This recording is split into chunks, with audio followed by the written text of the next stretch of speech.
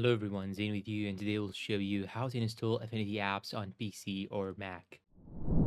Okay, you need to know that the process is very simple. You just need to search for Affinity download like so. Just search for www.affinity.studio/download. Then here, as you can see, you have these two options. Of course, you need to sign up using your account, your Canva account. And if you are new, you just have to create one and you're all done.